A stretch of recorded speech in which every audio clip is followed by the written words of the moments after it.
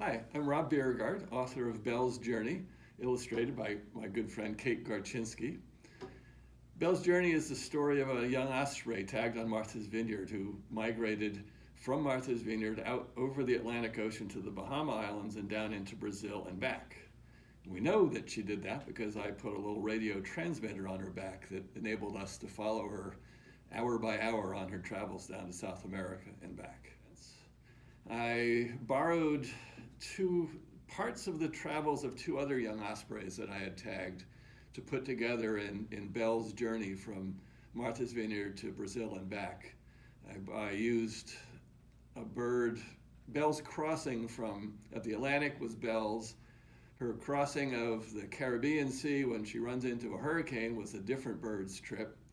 And her trip north from Cuba across the Gulf of Mexico was a third bird's trip. But everything that happens to Belle happened to one of the ospreys that we followed. So the book is very true to the science of osprey migration.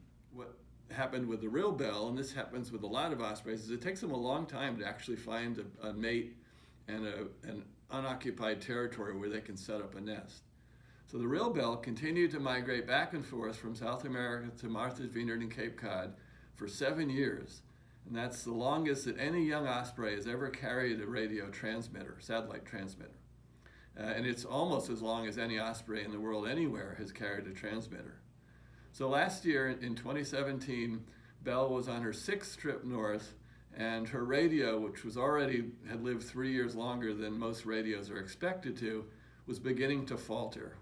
There would be periods where we didn't get a signal, and then the radio would come back on. So we knew that she was okay, and finally she made it back to Cape Cod, and then her radio went off the air for keeps. So it's about as happy an ending as you can have because we know that Belle is okay.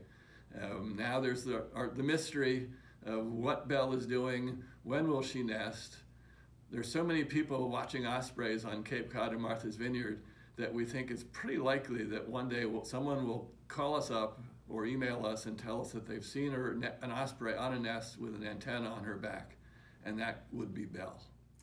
I had no idea that I was going to write a children's book until one day in 2013 when I was out trying to trap a young osprey at a nest on Martha's Vineyard, and one of our friends from the neighboring house was chatting with us, and he asked me what my favorite osprey was. I said it was Belle, and he asked why, and I said because Belle had this great adventure flying across the Atlantic. She was the first bird that we tagged that had showed us that some young ospreys from Martha's Vineyard fly as much as 1,200 miles over the Atlantic Ocean on their first trip south. And she had lived for 3 years, and she was having all sorts of adventures, so I thought she was the most exciting bird. So Bill then said, well, you should write a book.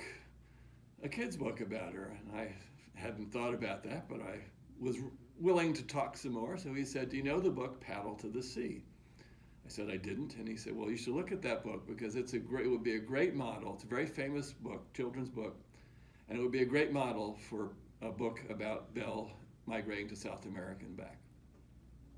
So we wound up, after we caught that bird that we were trying to catch and put a radio on that bird, I went home and started thinking about writing a kid's book about Belle's migration.